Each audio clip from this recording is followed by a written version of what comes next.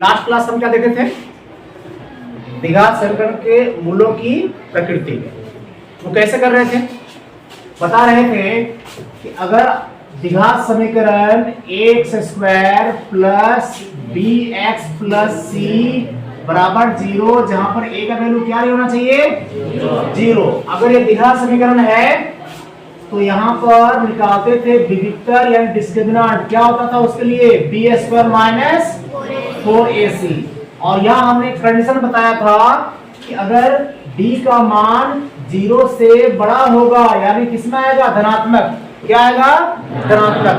d का मान अगर धनात्मक आएगा, 0 से बड़ा होगा, तो इस केस में मूल क्या होंगे? हाँ, मूल वास्तविक होंगे और समान नहीं होंगे। वास्तविक और असमान, वास्तविक और असमान। जबकि हमने ये बताया था कि अगर d का वैल्यू 0 हो जाए, d का वैल्यू 0 हो जाए, यानी b² माइनस 4ac का वैल्यू कितना हो जाए? 0 हो जाए, तो उस केस में क्या बताया था आपको? हाँ, मूल वास्तविक होंगे और समान होंगे, इक्वल होंगे। जो यहाँ पर जो वेरिएबल x है, तो x का जो वैल्यू आएगा, मूल आएगा, वो कितना आएगा? 2 आएगा। दोनों क्या होंगे? समान होंगे, सेम। और अगला बताए थे कि अगर d का वैल्यू लेस देन 0, d का वैल्यू 0 से छोटा हो जाए, d का वैल्यू आ जाए ऋणात्मक, तो इस केस में क्या होगा? कोई मूल नहीं होगा, मतलब कोई वास्तविक मूल नहीं होगा। कोई वास्तविक मूल नहीं होगा। मूल होगा तो अवास्तविक वाला होगा, मगर उसको हमको यहाँ पर नहीं पढ़ना है। तो इन दो केस में हमको निकालना है x का मान। अगर मौका मिले तो इसमें आपको नहीं निकालना है, क्योंकि मूल आपको वास्तविक ही मिलेंगे, वास्तविक मिलेंगे नहीं। मूल वास्तविक यहाँ पर नहीं मिलेंगे, अवास्तविक होंगे। अवास्तविक आपको पढ़ाया नहीं गया है, तो इसलिए इस पर हम काम नहीं करेंगे, दोनों पर काम करेंगे। ठीक है। 4.3 पहला सवाल, निम्न द्विघात समीकरणों के मूलों की प्रकृति ज्ञात कीजिए। यदि मूलों का अस्तित्व हो तो उन्हें ज्ञात कीजिए। ठीक है। इस प्रश्न में क्या कहा है कि मूलों का क्या निकालना है? प्रकृति निकालना है। और अगर मूलों का कोई अस्तित्व है, अगर मूल है, तो उस मूल को आपको निकालना है। क्लियर ना? कोई दिक्कत नहीं। कितना हम लोग पढ़ रहे हैं? कौन सा प्रश्नावली? 4.3। तो 4.3 का हमारा हो गया पहला प्रश्न। तो यहाँ पर a की जगह पर कितना है मान? a की जगह पर कितना है? b की जगह पर -3, b की जगह पर -3, c की जगह पर 5, c की जगह पर 5। वापस देखते हैं, a की जगह पर कितना है? 2, b की जगह पर -3, c की जगह पर 5। अब हम निकाल सकते हैं इसका d। क्या निकालेंगे? d निकालेंगे। तो d निकालेंगे तो उससे पहले मान लेते हैं, यहाँ पर देख लीजिए हमारे पास। उससे पहले हम देख लेंगे यहाँ पर a कितना है। तो a कितना है? a है 2, b कितना है? -3, c कितना है जी? +5, है ना? तो अब हम निकालेंगे d मतलब विविक्तर। निकालो विविक्तर। तो यहाँ पर d निकालेंगे तो d के लिए क्या फॉर्मूला हो जाएगा? b² minus 4ac, b² minus, तो b में कितना लिखेंगे? -3, b में क्या लिखेंगे? -3। उसके बाद यहाँ 4 हो गया, a में क्या लिखेंगे? a में 2, c में क्या लिखेंगे? 5 हो गया ना? अब आपको पता है कि -3 का यदि स्क्वायर है तो -3 का स्क्वायर कितना हो जाएगा? प्लस कितना? +9। Very good, +9। क्योंकि माइनस का स्क्वायर मतलब माइनस को 2 बार करेंगे तो प्लस हो जाएगा, और 3 को 2 बार करना है। 3 दूनी कितना? वो नहीं करना है। क्या करना है? 3 दिया, 3 को ही 3 से गुना करना है। -3 को -3 से गुना करना है, तो कितना हो जाएगा? 9। इधर कितना हो गया? 4 × 5 = 20, 20 में कितना हो गया? 40। कितना हो गया? माइनस कितना? माइनस कितना हो गया? हो गया। तो अब बताओ d का वैल्यू जो आया कितना आया? d का वैल्यू कितना आया? इसमें से किसमें सूट कर रहा है? 1 नंबर, 2 नंबर, 3 नंबर, किसमें सूट कर रहा है ये? इस वाले में ऋणात्मक आया ना, क्योंकि d का वैल्यू इसमें क्या रहेगा? ऋणात्मक। क्या रहेगा? ऋणात्मक रहेगा। तो d का वैल्यू ऋणात्मक मतलब क्या हो गया? 0 से क्या हो गया? ये 0 से क्या हो गया? तो क्या लिखेंगे इसमें? हाँ, इस द्विघात समीकरण के कोई वास्तविक मूल नहीं है। क्या लिखेंगे? इस द्विघात समीकरण का कोई वास्तविक मूल नहीं है। ठीक है, चलिए पहला वाला हो गया। अगला प्रश्न देखिए, क्या है यहाँ पर 3x square minus 4√3x plus 4 equal to कितना? क्लियर। अब हम पहले क्या निकालेंगे यहां से, ए बी और सी का चयन करेंगे। ए बी और सी का, ए क्या है एक्स स्क्वायर का गुणांक, बी क्या है एक्स का गुणांक, और सी जो है आपका जो अचर पद है। ठीक है ना। तो यहां पर ए कितना है देखिए, यहां पर ए कितना है, तो जोर से बोलेंगे ना। बी कितना है -4 रूट कितना 3, और सी कितना है जी 4। सी का वैल्यू कितना है 4। पहले क्या निकालेंगे, डी निकालेंगे ना। तो डी निकालते हैं, डी कितना होगा बी स्क्वायर माइनस कितना 4ac बराबर बी का वैल्यू कितना है मुकेश, बी का वैल्यू कितना है उसका स्क्वायर माइनस अपने से 4 आएगा ना। ए में कितना है 3, सी में कितना है 4। क्लियर। अब देखिए माइनस का स्क्वायर क्या हो जाएगा प्लस, माइनस का स्क्वायर प्लस 4 का स्क्वायर 16 और √3 का स्क्वायर 3। ऐसा होता है। 4 माइनस का स्क्वायर तो प्लस हो गया, 4 का स्क्वायर 4 × 4 4 × 4 16 लिख देंगे, और रूट में जो रहेगा उसका भी स्क्वायर करना है। √3 का स्क्वायर कितना हो जाएगा 3, √3 का स्क्वायर 3, तो उसको गुना कर देना।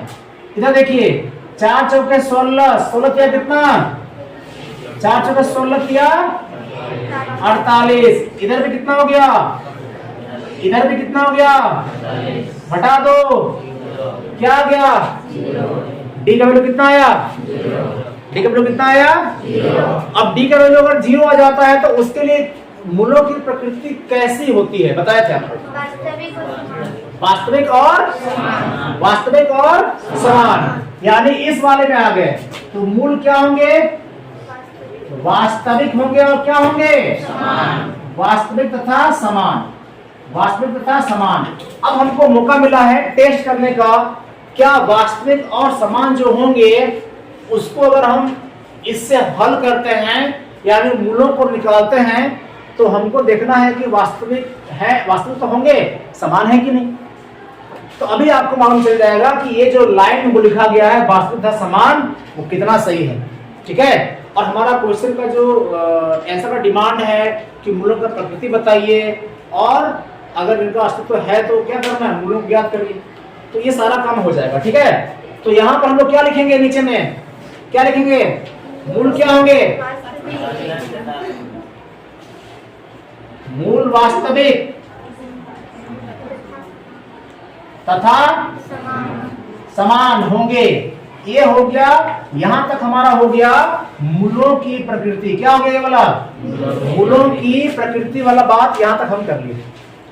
अब हम जो यहां पर बोले कि भाई मूल वास्तविक होंगे और समान होंगे, तो हमको निकालना भी है और दिखाना है कि समान है कि नहीं।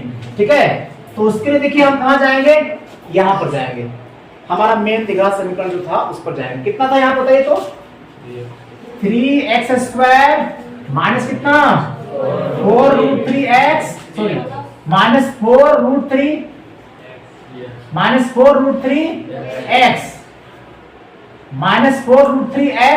प्लस कितना 4 इक्वल टू कितना हो गया 0। क्या तरीका था, क्या करते थे हम लोग, सबसे पहले 4 को 3 से क्या करते थे मल्टीप्लाई, 4 को 3 से मल्टीप्लाई, तो 4 से कितना हो जाएगा 4 से 12, उसमें क्या है एक्स स्क्वायर है ना, ये प्लस में भी है।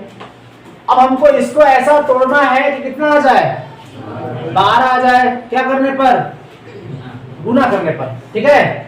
तो क्या करेंगे, देखिए यहाँ पर √3 को अगर हम 2 बार मल्टीप्लाई करेंगे तो कितना आ जाएगा 3 आ जाएगा।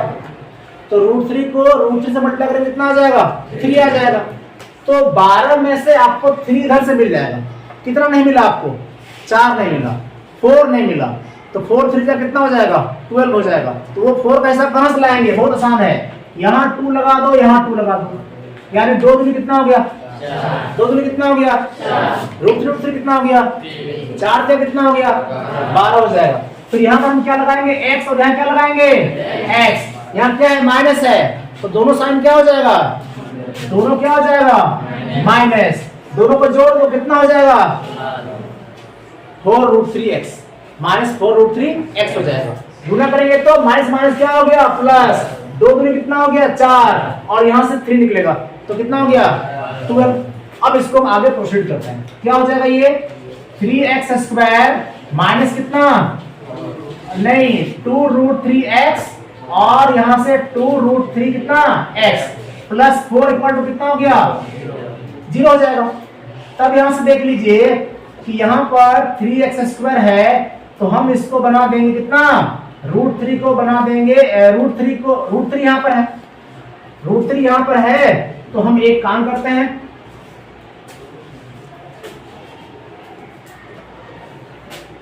इसके बाद क्या करेंगे? यहाँ पर 3 है ना, इस 3 को हम बना देंगे √3 इंटू कितना? √3, √3 इंटू √3, और यहां से क्या हो गया? x²। यहां देखिए कितना है? 2√3 कितना है? 2√3x, और यहां से कितना हो गया? 2√3x, और ये कितना हो गया? प्लस 4 इक्वल टू कितना? 0। इक्वल टू कितना हो गया? 0। अभी यहां से कुछ कॉमन है क्या? दोनों कॉमन दिख रहा है क्या? √3 भी कॉमन है और x भी कॉमन है, तो यहाँ पर क्या बचेगा? यहाँ बचेगा √3 और x। एक √3 बचेगा तो क्या बचेगा? x बचेगा, और यहाँ से √3 चला गया ना, तो कितना बचेगा? 2x चला गया है, x चला गया है। अब यहाँ से देख लीजिए क्या कॉमन निकलेगा? 2 कॉमन लेंगे, -2 कॉमन लेंगे, तो माइनस कॉमन लिए तो ये वाला हो जाएगा प्लस, तो √3 और क्या हो गया? x, और माइनस कॉमन लिए है ना, तो ये प्लस तो क्या हो जाएगा? माइनस, और 2 दूनी कितना होता है? 4 इक्वल टू कितना हो गया? आपको क्या बताया था पहले कि अगर आप बिल्कुल सही जा रहे हैं, जो भी काम आपको मिला है उस पर आप ठीक काम कर रहे हैं, तो ये और ये दोनों क्या होंगे? सेम होंगे। अगर सेम नहीं होते तो आपको फिर चेक करना है कि हमने गलती कहां पर किया। अगर सेम हो रहा है तो आगे बढ़ेंगे। तब यहां से देख लीजिए, ये दोनों कॉमन कर लेंगे तो कितना हो जाएगा? √3x - 2, और यहां से क्या बचेगा? √3x, यहां से कितना हो गया? -2 बराबर 0। देखिए ये दोनों कॉमन ले लिए ना, इतना हो गया। यहां से क्या बचा? √3x, और यहां क्या बचा? -2 इक्वल टू क्या हो गया? इक्वल टू क्या हो गया? 0। अब हम करेंगे क्या करेंगे? यदि यहां से लिखेंगे, यदि √3x - 2 बराबर 0, तो इस केस में क्या हो जाएगा? x कितना हो जाएगा? ये -2 पहले वहां ले जाएंगे तो +2 हो जाएगा, और √3 कहां जाएगा? नीचे, यानी कितना हो जाएगा? 2/√3। और अगर इसको भी वैसे करेंगे, देखिए यहां पर यदि √3x - 2 बराबर 0 है, तब यहां से बात नहीं हो जाएगा ना, ये दोनों सेम है तो आपका सेम आएगा, यानी इस 2 को हम वहां लेंगे तो क्या हो जाएगा? +2, और ये कहां जाएगा? नीचे। आप क्या देख रहे हैं कि दोनों मूल क्या हो गए? दोनों मूल क्या हो गए? समान। तो इसलिए ये मूल वास्तविक है, मूल वास्तविक है और क्या है? समान है। तो अगर d का वैल्यू 0 के बराबर होता है तो मूलों का प्रकृति क्या होगा? वास्तविक होगा, और जब इसके मूल को निकालेंगे तो पता चलेगा कि दोनों का जो मूल निकला, जिसको हम अल्फा बीटा बोलते हैं, आगे देखेंगे, तो दोनों क्या होंगे? समान होंगे। ये हो गया मूलों की प्रकृति d बराबर 0 वाले केस में। ठीक है, एक केस हम देख लिए, छोटा वाला में मूल नहीं है वास्तविक, इसमें देख लिए कि मूल है वास्तविक और समान है, तो हमने यहाँ पर वास्तविक समान वाला कंडीशन को देखा, और ये भी देखा यहाँ पर कि मूल जब निकाल रहे हैं तो वास्तव में दोनों मूल क्या है? समान। कोई दिक्कत? अब देखते हैं प्रश्न कौन सा? तीसरा वाला। क्या है इसमें? 2x² - 6x प्लस कितना? 3। यहाँ पर a का मान कितना हो जाएगा? 2, b का मान कितना? -6, c का मान कितना? 3। तो हम क्या निकालेंगे? d ना, तो d कितना हो गया? b² माइनस कितना? 4ac। तो b का वैल्यू, अच्छा 4 इंटू a का वैल्यू, c का वैल्यू कितना? 3। ये कितना हो जाएगा? 36 माइनस का स्क्वायर प्लस 6 का स्क्वायर, 6 गुना 6 कितना? 36। 4 दूनी कितना? 8 दिया 24, तो कितना आया 12 आया। डी का मान कितना आया? देखो पहला प्रश्न में आया था ऋणात्मक, दूसरा में आया था 0, तीसरा में क्या आ गया ऋणात्मक। तो ये ऐसा क्वेश्चन का सेटिंग है कि आपको तीनों स्थितियों से क्या करा रहा है, अवगत करा रहा है, कब कैसा करना है, क्या करना है। तो डी का मान क्या हो गया 12 हो गया, डी का मान 12 हुआ ना, तो 12 मतलब क्या हो गया, 0 से क्या हो गया ये बड़ा, 0 से क्या हो गया बड़ा, तो मूल क्या होंगे, मूल वास्तविक होंगे। Very good. और क्या होंगे असमान, मूल वास्तविक होंगे और क्या हो जाएंगे असमान हो जाएंगे। क्लियर? अच्छा, अब हमको दिखाना है कि इसके जो मूल हैं वो कौन कौन से होंगे, उसको ज्ञात करते हैं। फिर से देखते हैं यहाँ पर कितना है हमारे पास दिया समीकरण 2x² माइनस 6x प्लस कितना 3 बराबर कितना हो गया 0। क्लियर? इसको हम क्या करेंगे, कैसे बनाएंगे, देख लीजिए। क्या करेंगे यहाँ पर x बराबर है ना माइनस बी, क्या करेंगे minus b plus minus root d, minus b plus minus root d, नीचे कितना कर देंगे 2 और a। इस तरीके से बनाएंगे। क्या करना है यहाँ पर x इक्वल टू कितना minus b plus minus root d by 2a, जो a b c का वैल्यू है उसी को लेकर चलना है। तब यहां से देखिए ये माइनस बी हो गया, तो b में कितना है, b में कितना है -6, ये माइनस पहले से है और b में कितना हो गया -6 हो गया, प्लस माइनस रूट d का वैल्यू हम कितना लाए हैं, कितना लाए d का वैल्यू 12 सो दिए, और 2 इंटू a का वैल्यू कितना हो गया, a का वैल्यू कितना हो गया, यहां से 2 हो गया। अब यहां से देखिए माइनस माइनस क्या हो जाएगा प्लस हो गया। 12 को हम कर सकते हैं कैसे 2 गुना 3, कैसे, अगर 12 को हम फैक्टराइज करेंगे तो कितना होगा 2 छके 12 होगा ना, फिर 2 कितना हो जाएगा 6 हो जाएगा। तो इसको हम लिखेंगे 2 गुना 3, नीचे कितना हो गया 4, कितना हो गया 4 हो गया, तो 6 हो गया प्लस माइनस, यहां से 1 तो 2 बाहर होगा ना जी, तो अंदर कितना बचेगा √3 बाई कितना हो गया 4 हो गया। अब इसमें कुछ कॉमन है, क्या कॉमन है 2 कॉमन है, कितना कॉमन है 2 कॉमन है, तो हम यहां से 2 कॉमन निकाल लेंगे, तो यहां क्या बचेगा, क्या बचेगा यहाँ पर 2 कॉमन लेंगे ना, 2 तिया कितना होता है, तो 2 तिया 6, 2 तिया कितना हो गया 6, और 2 को √3 यहाँ पर दिया है ना, तो 2 इंटू √3 कितना हो जाएगा 2√3, तो हमने 2 कॉमन कर लिया। नीचे में कितना है जी 4 है, तो 2 में कितना हो जाएगा, कितना हो गया 3 प्लस कितना 3 प्लस माइनस कितना √3 बाई 2 हो गया ना, तो इसका 2 मूल क्या क्या हो गया, एक मूल हो गया 3 प्लस √3 बाई 2 और दूसरा मूल हो गया 3 माइनस √3 बाई 2, क्योंकि प्लस माइनस है, एक बार लेना है प्लस, एक बार क्या लेना है आपको माइनस। तो यहाँ पर मूल कितना है इसके 2 मूल आए, दोनों मूल वास्तविक हैं लेकिन समान दोनों मूल नहीं है। ठीक है, कोई दिक्कत? निम्न प्रत्येक द्विघात समीकरण में k का ऐसा मान ज्ञात कीजिए इसके 2 बराबर मूल होंगे, है ना। तो पहला सवाल क्या हो गया, उसमें से 2x² plus x plus 3 equal to क्या 0।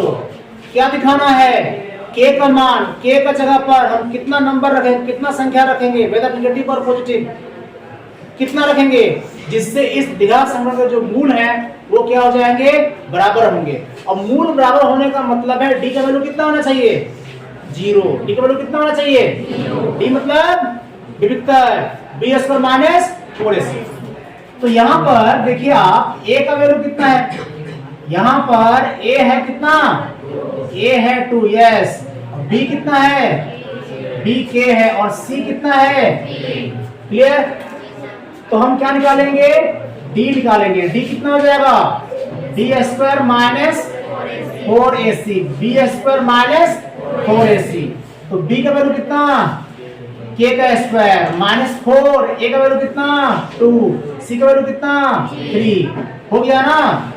तो k स्क्वायर माइनस कितना हो जाएगा ये k स्क्वायर माइनस कितना 4 के 12 दूनी कितना 24, ये किसका मान आया t का। क्लियर। क्या बोला है मूल क्या है बराबर, आपको दिया है मूल क्या है बराबर। तो यहां मूल क्या है जी बराबर है, मूल बराबर है, इसलिए d का मान कितना हो जाएगा d इक्वल टू कितना हो जाएगा, और d कितना है मेरे पास k स्क्वायर माइनस 24 बराबर क्या कर देंगे, ये d के जगह में रखे बराबर क्या कर दिए 0 कर दिए, ठीक है ना। तो k स्क्वायर इक्वल टू 24 वहां ले जाओ क्या हो जाएगा प्लस, इसके बाद k करेंगे तो क्या हो जाएगा अंडर रूट कितना 24, स्क्वायर हटेगा तो क्या लग जाएगा रूट। अब 24 को फैक्टराइज करो, 24 को फैक्टराइज करेंगे तो 2 12 24, 2 छक्के 12 और 2 क्या कितना 6, तो कितना हो गया ये 2 गुना कितना 2 गुना कितना 3, 24 के लिए। तो इसके लिए क्या बाहर करेंगे 2 बाहर करेंगे, क्या बाहर करेंगे 2 है ना। लेकिन ध्यान रखिए कि यहाँ पर जो बचा हमारे पास है कितना बचा है 6 बचा है, तो 2√6 हो गया। अब यहां से देखना है थोड़ा हमको कि 2√6 का स्क्वायर करते हैं तो कितना हो जाएगा 2 दूनी कितना हो गया 4 और √6 कितना हो जाएगा 6, कितना हो गया 24, कितना हो गया 24। लेकिन अगर -2√6 करते हैं तो माइनस माइनस क्या हो जाएगा प्लस, 2 दूनी कितना हो जाएगा, इसके लिए कितना हो जाएगा बराबर कितना आया।